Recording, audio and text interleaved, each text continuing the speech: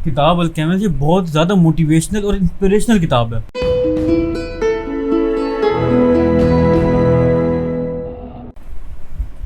औज़ु बिल्लाहि मिनश्शैतानिर्रजीम बिस्मिल्लाहिर्रहमानिर्रहीम।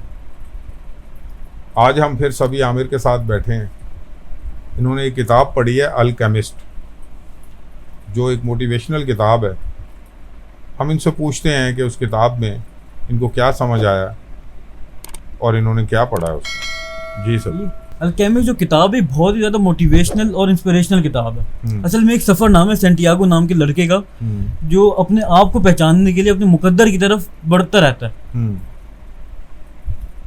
उसको बहुत और ये कहानी शुरू कुछ इस तरह होती है कि एक चरवाहा होता है सैंटियागो, वो एक चर्च के साथ बैठा होता है एक दरख्त के नीचे। वो अपनी बकरियों के साथ लेटा हुआ होता है सुकून से। ऐसे ही उसको ख्वाब आता है कि इजिप्ट में पिरामिड्स हैं और वहाँ पे तुम्हारा खजाना दफन है। वो कहते हैं यार मुझे बार बार एक ही ख्वाब आता रहता है, इसकी मैं ताबीर तो करूँ, असल में आखिर बात है क्या। वो एक जिप्सी वुमेन जो ख्वाबों की ताबीर बताती है औरत, उसके पास जाता है।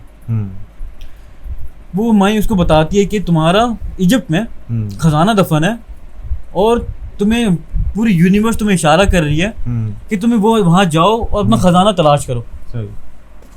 वो इस बात पे यकीन नहीं करता इतना। वो कहता है यार ये तुम आई हैं, ऐसे बहुत सारे धोखे भी करती हैं। क्योंकि उसने एक और बात ऐसी कर दी थी कि उसने अपनी लालच भी दिखा दी थी उस औरत ने कि अगर तुम्हें जो खजाना मिलेगा उसका 10% हिस्सा जो है ना वो तुम मुझे दोगे।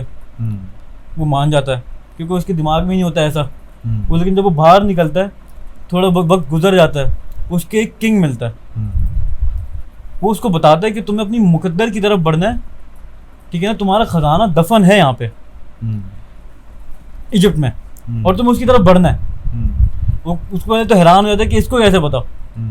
वो कहता है तुम अगर मैं तुम्हें कुछ ऐसी चीज़ें बताऊंगा, तुम अगर मुझे अपनी बकरियों में से 10% हिस्सा दे दोगे। वो कहता है तुम अगर मुझे खजाना मिल जाए मैं तुम्हें खजाना के 10% हिस्सा दे दूंगा। वो कहता है मैं वो चीज़ लेके क्या करूंगा जो तुम्हारे पास है ही नहीं अभी, मैं बल्कि उस चीज़ की तरफ जाऊंगा जो तुम्हारे पास है। वो 10% बकरियों का हिस्सा लेता है और उसे 2 पत्थर देता है, यूरेमेंट तमेम। ये वो पत्थर होते हैं जो इसको हर बात पे जब भी वो 10% लेता है, ये सारी बकरियां ले लेता है। नहीं, बकरियां बेचता है पहले। हाँ। और बकरियों के जो आधी बकरियां बचती है ना 10%, बाकी तो पैसे अपने पास रख लेता है और बकरियां उसको दे देता है। उसको उसके बदले में 2 पत्थर देता है वो किंग, यूरेमेंट तमेम, जो उसको हर जब भी वो टूटने लगता है ना कि यार मैं थक गया, मुझे और आगे नहीं जाना, वो तब उसको इशारा दे के रोक लेते कि नहीं तुम्हें अब यहाँ से भी आगे बढ़ना है, तुम्हें यहाँ नहीं रुकना, तुम्हारा मुकद्दर ये नहीं है, तुम आगे बढ़ो, तुम्हारे लिए और भी बहुत कुछ रखा है। ये पत्थर असल में वही काम करते हैं जो सन्यास जो कोई बाबा जी किसी को देते हैं, या कहीं से किसी को कोई अंगूठी मिलती है, किसी को धागा मिल जाता है। वो असल में ये मोटिवेशनल चीज़ें होती हैं, क्योंकि वो जब जो बंदा ये चीज़ें देता है वो साथ कुछ नसीहतें भी करता है।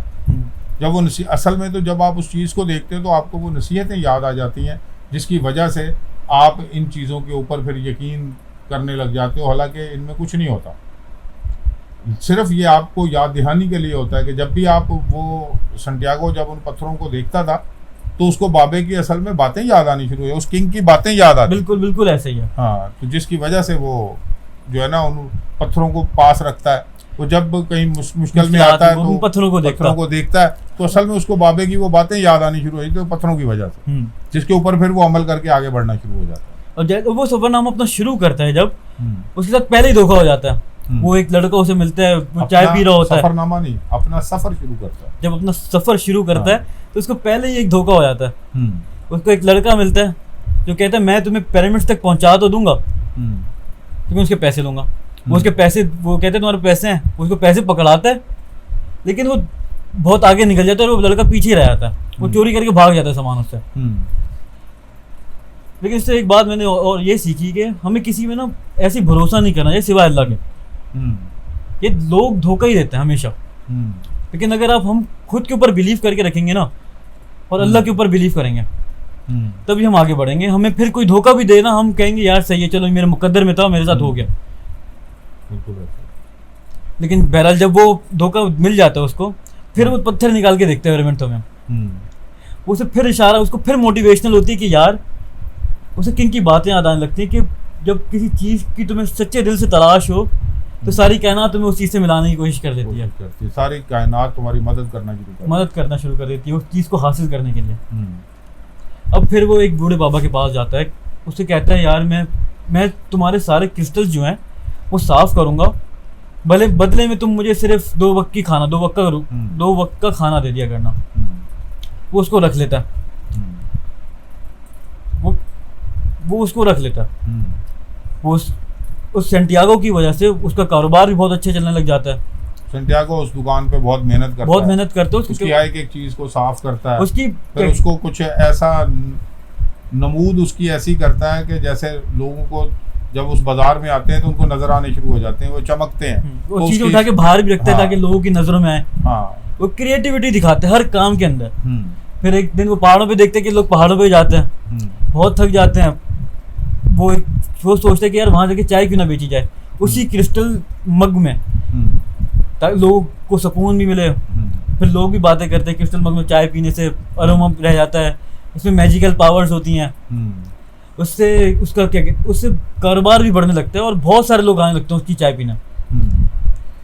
देखते ही देखते उसके पास पैसे भी जमा हो जाते हैं अपना सफरनामा आगे शुरू करने के लिए, अपना सफर आगे बढ़ाने के लिए। लेकिन फिर वो सोचता है कि यार अब मुझे रुक जाना चाहिए, मेरे पास इतने पैसे जमा हो गए हैं कि मैं वापस जाकर अपनी बकरियां भी ले सकता हूँ, मैं उस लड़की से अपनी जिंदगी दोबारा शुरू कर लूंगा, लड़की से शादी भी कर लूंगा, मुझे वो भी मिल जाएगी परमिशन इंपोर्ट एक्सपोर्ट की, तो क्यों ना वापस चला जाए। तो फिर वही 2 पत्थर नजर आता है, फिर वहीं से मोटिवेशन मिलती है कि नहीं यार मेरा रास्ता ये नहीं है, आगे बढ़ना है। वो बूढ़े बाबू कहता है कि यार चलो अल्लाह हाफिज करते हो, मैं जा रहा हूँ, मैं वापस जा रहा हूँ। अपने उस दुकानदार को कहता है कि मैं वापस जा रहा हूँ, लेकिन वो दुकानदार उसको कहता है कि नहीं, मुझे पता है तुम वापस नहीं जाओगे, तुम आगे ही बढ़ोगे। उस दुकानदार का भी एक मकसद होता है कि उसने ना सफर करना होता है, मक्का हज करने जाना होता है, लेकिन वो कर नहीं पाता। पहले वो दुकान बनाते कि यार चलो ये दुकान मेरी हो जाए, ये काम थोड़ा बढ़ने लग जाए, मुझे पैसे मिले, मैं फिर जाऊंगा। ये देखते देखते उसकी सारी जिंदगी गुजर जाती है। सेंटियागो अपने काम में लगा रहे। सेंटियागो एक दिन उससे पूछता है कि यार तुम क्यों नहीं जाते, तुम्हारे तो पैसे भी जमा हो गए। कहता मैं इसी उम्मीद से तो आगे बढ़ रहा हूँ कि मैं एक दिन आगे वहां जाऊंगा, अगर मैं ये उम्मीद ही छोड़ दूं और अभी चले जाऊं, मैं वापस ही आगे मैं क्या करूंगा, फिर तो मुझे किसी चीज की तलाश ही नहीं होगी। मेरे वक्त की 2 रोटी मेरी बहुत है, और 2 वक्त की रोटी मेरे लिए काफी होगी। खैर बहरहाल सेंटियागो आगे जाता है, वो एक कारवां होता है जो इजिप्ट की तरफ जा रहा था, अल फयूम की तरफ। वो उसमें बैठ जाता है, उसको एक इंग्लिश मैन मिलता है जो खुद एक अल्केमिस्ट की तलाश में होता है। अल्केमिस्ट होता क्या है, आपको वो बता दूं कि अल्केमिस्ट वो होता है जो चीज़ों को अपने अंदर, अल्केमिस्ट होता है जो खुद बहुत ज़्यादा इवॉल्व हो। ज़रूरी नहीं है कि वो मेटल को गोल्ड में ही तब्दील करे, वो अपने आप को इवॉल्व कर चुका होता, अपनी पर्सनैलिटी में अपने आप को तलाश कर अपने आप को तलाश कर चुका होता, अपनी बेस्ट पर्सनैलिटी एक्सेस कर चुका होता है। सारी उम्र लोग जो है ना इस काम में लगा देते हैं कि हमें सोना बनाना, हाँ, लेकिन जब वो सोना बनाना सीख लेते हैं तो उनको सोने की फिर ज़रूरत ही नहीं रहती। अल्केमिस्ट का भी इसमें एक कोट है कि वो कहता है कि लोगों को तलाश होती है सिर्फ सोना बनाने की, वो जो सफ़र है उसका, वो उस पर चलना नहीं चाहते, उसकी मुश्किलात को बर्दाश्त नहीं करना चाहते, उनको बस ये ख्वाहिश होती है मैं सोना बनाना सीखना। बिल्कुल। वो कहता हूँ तब तक तुम सोना बनाना सीख नहीं सकते जब तक तुम इस सफ़र पे चल ना लो, तुम्हें मुश्किलात से गुजरना पड़ेगा लाजमी। अगर तुम्हें उस मंजिल तक पहुंचना है, तुम्हें खुद को इवॉल्व करना ही पड़ेगा, तुम आगे बढ़ ही नहीं सकते जब तक। खैर ये आगे की बात है। जब वो इंग्लिश मैन के साथ आगे बढ़ता है, अल फयूम पहुंचता है, तो वहाँ पे 2 ट्राइब्स होती हैं, उनकी ना लड़ाई हो रही थी आपस में। तो एक ओएसिस होता है वहाँ पे, क्योंकि एक न्यूट्रल जगह, वो जब ऊँटों पे सफ़र करके उस नखलस्तान की तरफ, इजिप्ट की तरफ जा रहे होते हैं, उस रेगिस्तान से गुजर रहे होते हैं, तो वो वहाँ पर बहुत कुछ सीखता है। वो डेजर्ट की ज़बान सीख रहा होता है, वो तो किताब पढ़ रहा होता है, लेकिन सेंटियागो जो है वो बड़े गौर से जो ऊँटों को चला रहे होते हैं, उनको जो ड्राइव कर रहे होते हैं, उनकी हरकत के ऊपर गौर करता है। वो कैसे बोलते हैं, वो ऊँट को कैसे समझाते हैं, ऊँट कैसे सीधे चलते हैं, वो सब चीज़ों के ऊपर जो है ना गौर करता रहता है, वो सीखता रहता है। और जो अंग्रेज साथी होता है उसका वो एक किताब खोल के किताब पढ़ रहा होता है। कैरेक्टर इवॉल्विंग भी तो ऐसी होती है। हाँ, हमें सिर्फ किताब सिर्फ हमें बताती है, वो उस पे अगर उस पे हम अमल करेंगे हम तभी सीखेंगे। बिल्कुल ऐसे किताब पढ़ के कोई मतलब PhD हासिल जरूर कर लेगा, लेकिन कामयाब नहीं हो सकता जब तक अमल ना करे उस पर। अमल ना करे। वो उसको बकरियों से भी बहुत कुछ सीखने को मिलता है। उससे पता चलता है कि अगर एक किस्म का परिंदा यहाँ पर है तो यहाँ पे सांप है, अगर कोई ऐसा दरख्त यहाँ पर है तो पानी यहाँ पे मौजूद है। ऐसी बहुत सारी चीजें वो सीख चुका होता है। रेगिस्तान में भी ऐसी बहुत सारी चीजें होती है जो सीख रहा होता है। ऊँट के चलने का तरीका, ऊँट का बताते, ऊँट और घोड़े में फर्क भी बताता है कि ऊँट बिना थके चलता ही रहता है और एक दिन बगैर खाए पिए चलता रहता है, लेकिन एक वक्त आके वो सीधा मर जाता है। घोड़ा ऐसा नहीं होता, वो चलता रहता है, थक जाता है, रुकता है, फिर आगे चलता है। उसका पता होता है कि आप उसे कितना मांग सकते हो, ऊँट का पता नहीं होता। यही बहुत सारे यही कैरेक्टर इवॉल्विंग होती है। कैरेक्टर इवॉल्विंग भी ऐसी होती है कि आपको हर चीज़ सीखने के लिए, जो भी चीज़ आप सीखना चाहते हो, आपको उसके लिए उसमें इन्वॉल्व होना पड़ता है। हाँ। आप जब तक उस रास्ते पे चलोगे नहीं, आपको समझ नहीं आएगा। बिल्कुल ऐसा ही है। खैर बहरहाल वो पहुंचते हैं ओएसिस में। वहाँ पे एक वक्त ऐसा आता है कि उसको 2 परिंदे नजर आ रहे होते हैं। वो कहता है, उसको ऐसा लगता है कि यहाँ पे जंग होने वाली है ओएसिस में, क्योंकि न्यूट्रल जगह होती है, यहाँ पे लोग जंग नहीं होती। वो फिर भी वहाँ के सरदार के पास जाता है, कहता है यहाँ पे जंग होगी। और वो कहता है कि अपनी तैयारियां कर लो अपने आप को बचाने की। लेकिन और फिर जंग हो भी जाती है। उसकी वजह से उसको वहाँ गांव का काउंसलर भी बना देते हैं। उसको एक लड़की से मोहब्बत भी हो जाती है। फिर उसको समझते हैं कि ये बहुत समझदार लड़का, तो इसको जो है ना यहाँ का काउंसलर बना दो। उसको एक लड़की से मोहब्बत भी हो जाती है, फातिमा नाम की लड़की से। वो कहता है अब तो मेरे पास सब कुछ आ गया, अब मैं अपने कंफर्ट जोन में हूँ, मैं क्यों इसको छोड़ के आगे बढ़ूँ।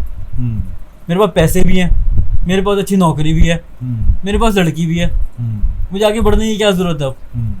लेकिन तब उसके जो पार्टनर है वो उसे कहती है तुम मेरी वजह से ना रुको, तुम अगर अभी मेरी वजह से रुके 1 साल 2 साल तुम बहुत खुश रहोगे, लेकिन फिर तुम अपने अंदर ही सोचोगे यार काश मैं उस टाइम पे आगे बढ़ जाता, तब मुझे काश मैं उस टाइम पे आगे बढ़ जाता, मुझे अभी इतना बुरा फील नहीं हो रहा होता, तक मैं अपनी मंजिल हासिल नहीं कर सका। हाँ, तो इसमें असल में सबक ये मिलता है कि जो भी आपकी पार्टनर होती है, जो भी आपकी बीवी होती है, जो आपके साथ रहती है, अगर वो मोटिवेशनल होगी, वो आपको मोटिवेशन देगी, वो आपको मोटिवेशन का मतलब है कि आपको किसी काम करने की हौसला अफजाई देना। अगर वो हौसला अफजाई देगी तो आप अपनी ज़िंदगी में आगे बढ़ते जाओ।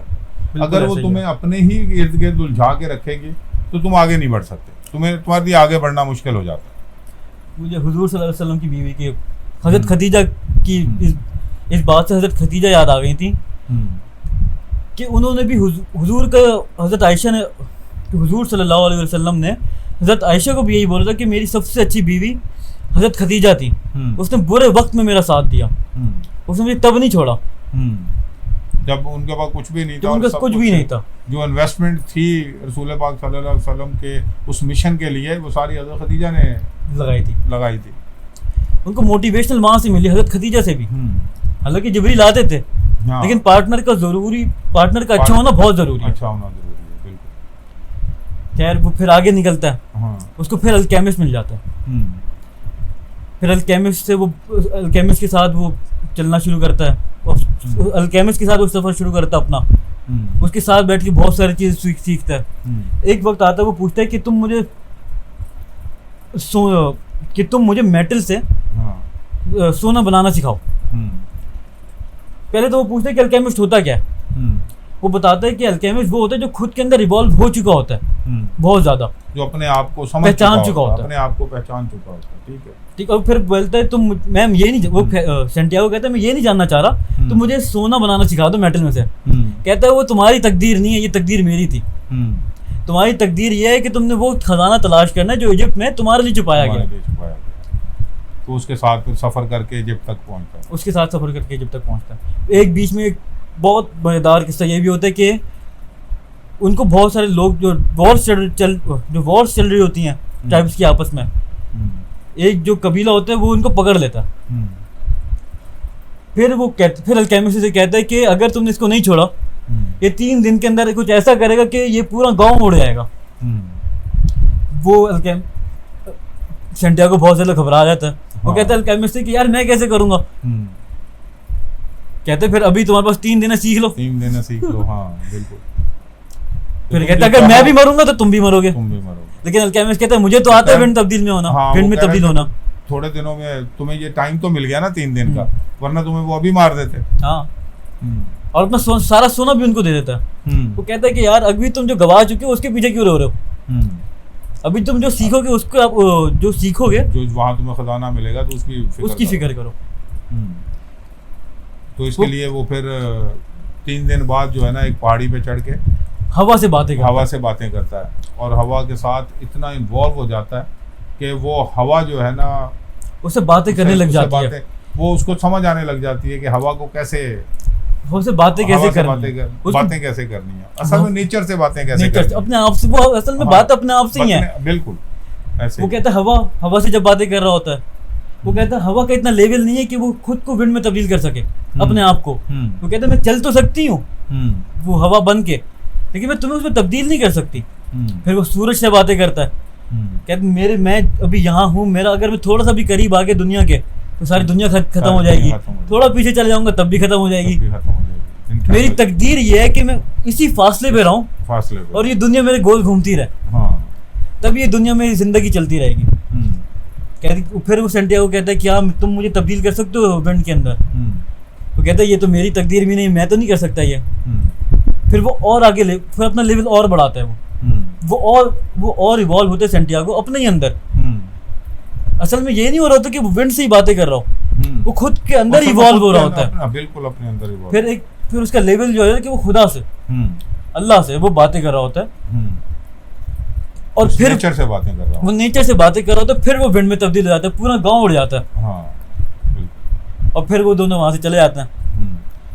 जब वो लोग वहां से आगे बढ़ते हैं, फिर अल्केमिस्ट जो है वो उसको, फिर उनको एक कई जगह पकड़े जाते हैं ना, वहां भी वो सोना बना के, फिर अल्केमिस्ट को सोना बनाना सिखाता है, दिखाता है कि ये पॉसिबल है, ये कहानी नहीं है सिर्फ कि मैं बना सकता हूँ। फिर उसके 4 हिस्से करता है। वो कुछ सोना बनाता है, उसको लेड को सोने में तब्दील करता है, तब्दील करके वो उसको जो है ना उनको दिखाता है। फिर उसके 4 हिस्से करके जितने भी लोग होते हैं वहाँ पर जहाँ वो रात गुजारते हैं जिस जगह पे, एक मॉन्क होता है, वो बूढ़ा बाबा सा होता है। वो कहता है इसमें से एक हिस्सा तुम्हारा, क्योंकि तुमने हमें यहाँ रहने की इजाजत दी, जगह दी, हमें ठिकाने दे रहने का। एक हिस्सा ये लड़के का, सैंटियागो का। एक हिस्सा मेरा, क्योंकि मैंने वापस वहां जाना है। मेरी तकदीर यहाँ नहीं, मेरी तकदीर वहां पे अल फयूम पे, जहाँ से मैं आया हूँ।